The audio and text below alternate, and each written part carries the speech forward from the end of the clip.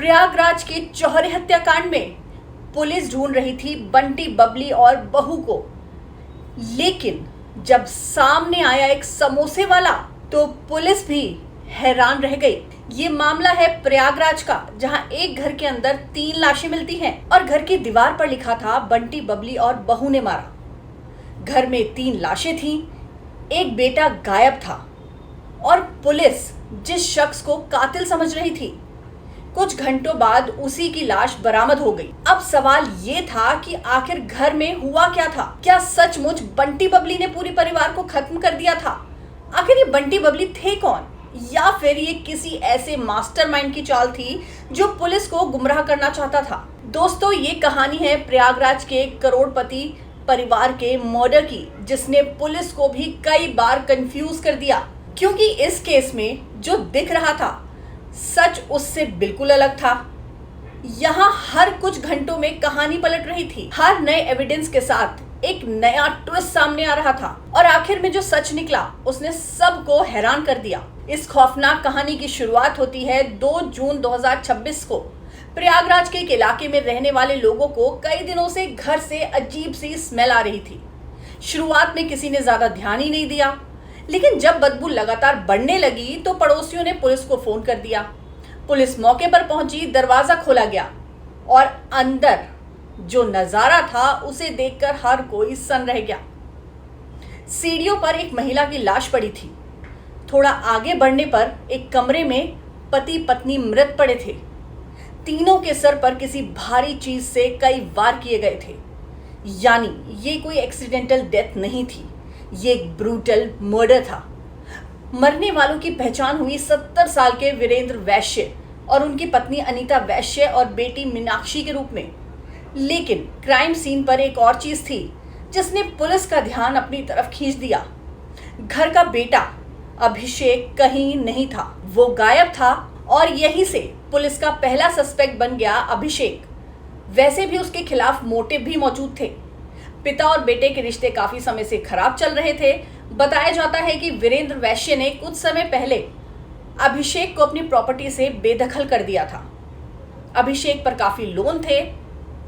अब जरा सोचिए, घर में 3 मर्डर हुए हों, जिसका सबसे बड़ा मोटिव है वो गायब है, तो जाहिर है पुलिस का शक उसी पर जाएगा।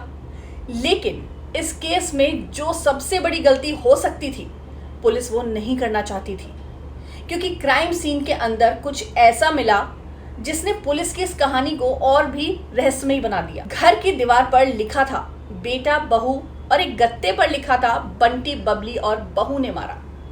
अब पुलिस के सामने नया सवाल था, ये बंटी बबली कौन है? और अगर वही कातिल हैं तो फिर अभिषेक कहाँ है? जांच शुरू हुई तो पता चला कि बंटी कोई और नहीं बल्कि वीरेंद्र वैश्य का बड़ा बेटा अश्विनी है और बबली उसकी पत्नी ऋतु। दोनों का क्रिमिनल बैकग्राउंड था, दोनों काफी लोगों को चूना लगा चुके थे, इसलिए दोनों का नाम बंटी और बबली पड़ गया था। दोनों के खिलाफ कई केस दर्ज थे, लेकिन यहाँ एक और बड़ी प्रॉब्लम थी। घर का बड़ा बेटा अश्विनी उस वक्त जेल में था जब ये कत्ल हुए, यानी मामला और ज्यादा उलझता जा रहा था। क्या किसी ने जानबूझकर उनका नाम लिखकर पुलिस को गलत डायरेक्शन में भेजने की कोशिश की, या फिर इसके पीछे कोई और गेम चल रहा था? पुलिस अब हर एंगल से जांच करने लगी। पुलिस लापता अभिषेक की जांच में जुट गई और तलाश उन्हें एक ऐसी जगह लेकर गई जहां से इस कहानी का सबसे बड़ा ट्विस्ट निकलने वाला था, क्योंकि जिस अभिषेक को पुलिस कातिल समझ रही थी वो जिंदा ही नहीं था, वो खुद भी मारा जा चुका। दरअसल पुलिस को अभिषेक की लाश उसके ही शोरूम से बरामद हुई थी। अब जरा इस कहानी को समझिए। कुछ घंटों पहले तक पुलिस को लग रहा था कि अभिषेक ने अपने माता पिता और बहन का कत्ल किया और फरार हो गया, लेकिन अब वही अभिषेक वो भी मरा हुआ मिला। यानी अब इस घर में 3 नहीं 4 लोगों की हत्या हो चुकी थी और पुलिस फिर वहीं खड़ी थी जहां से उन्होंने शुरुआत की थी। अब सवाल ये था कि आखिर 4 लोगों का कातिल था कौन? पुलिस को लगने लगा कि ये मामला किसी बड़ी साजिश का हिस्सा तो नहीं है। इसके बाद प्रयागराज पुलिस ने जांच का दायरा और बढ़ा दिया। करीब 20 टीमें बनाई गई। आसपास के सारे सीसीटीवी फुटेज खंगाले जाने लगे। परिवार के लोगों के कॉल रिकॉर्ड निकाले गए। रिश्तेदारों से पूछताछ शुरू हुई, पड़ोसियों से हुई और फिर जांच के दौरान पुलिस को पहला बड़ा सुराग हाथ लगा। एक सीसीटीवी फुटेज में एक शख्स 1 जून की सुबह करीब 5 बजे वीरेंद्र वैश्य के घर से बाहर निकलता दिखाई दिया। पुलिस ने उसकी पहचान की तो उसका नाम पता चला सनी गुप्ता। सनी की एक समोसे की दुकान थी जो अभिषेक की दुकान के पास ही थी। अब पुलिस ने अभिषेक के कॉल रिकॉर्ड निकाले और यहीं से कहानी एकदम फिर से बदल गई। पता चला कि 31 मई की शाम तक अभिषेक और सनी के बीच कई बार फोन पर बातचीत हुई थी, यानी दोनों लगातार संपर्क में थे। अब पुलिस का शक सीधा सनी पर गया। पुलिस ने सनी को हिरासत में लिया और पूछताछ शुरू हुई। शुरुआत में सनी गोलमोल जवाब देता रहा, लेकिन जब पुलिस ने उसके सामने वो सीसीटीवी फुटेज रखा और कॉल रिकॉर्ड्स रखे तो उसका पूरा खेल खत्म हो गया। और फिर सनी ने जो कहानी सुनाई उसे सुनकर पुलिस भी हैरान रह गई, क्योंकि इस पूरे हत्याकांड का मास्टरमाइंड कोई और नहीं बल्कि उस घर का छोटा बेटा अभिषेक खुद था। जी हाँ, वही अभिषेक जिसकी लाश बाद में उसकी दुकान से मिली। पुलिस के मुताबिक अभिषेक काफी समय से आर्थिक तंगी से जूझ रहा था, उस पर कर्जा था। दूसरी तरफ उसके पिता वीरेंद्र वैश्य ने उसे अपनी संपत्ति से बेदखल कर दिया था। यहीं से उसके मन में गुस्सा और लालच दोनों बढ़ते चले गए। अभिषेक को लगने लगा कि जब तक उसके माँ बाप जिंदा हैं उसे कुछ नहीं मिलने वाला, और इसी सोच ने उसे उस रास्ते पर धकेल दिया जहां से वापसी तो संभव नहीं थी। सनी के मुताबिक 31 मई को दोनों ने पहले साथ बैठकर शराब पी, फिर दोनों वीरेंद्र वैश्य के घर पहुंचे। घर के अंदर सबसे पहले उनकी नजर मीनाक्षी पर पड़ी। बताया जाता है कि उस पर लोहे की रॉड और बियर की बोतल से हमला किया गया। मीनाक्षी को संभलने तक का मौका नहीं मिला। इसके बाद दोनों उस कमरे में पहुंचे जहां वीरेंद्र और उनकी पत्नी अनीता थी, यानी अभिषेक के माता पिता। उन दोनों पर भी लगातार वार किए गए। कुछ ही मिनटों में पूरा परिवार खत्म हो चुका था।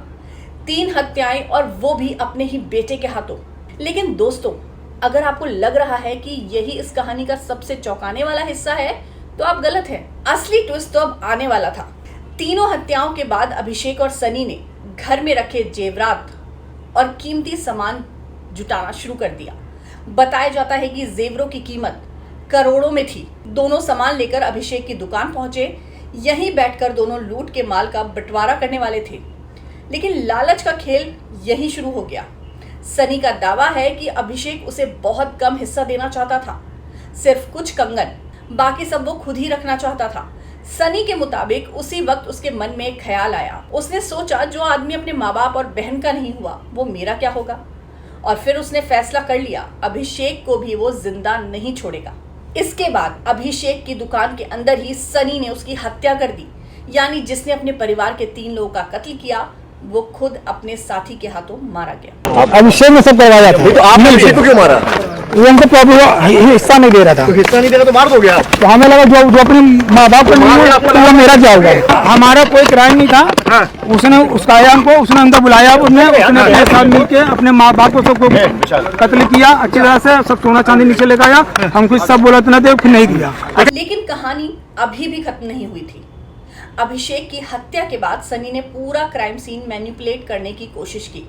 उसने खून के सारे निशान मिटाने की कोशिश की, फिर वापस वीरेंद्र वैश्य के घर गया, रात वहीं पर बिताई, नहाया, कपड़े बदले, वीरेंद्र के ही कपड़े पहने, जूते पहने और सुबह वहां से चुपचाप निकल गया। लेकिन जाने से पहले उसने एक और चाल चली, वही चाल जिसने पुलिस को कुछ समय के लिए उलझा दिया था।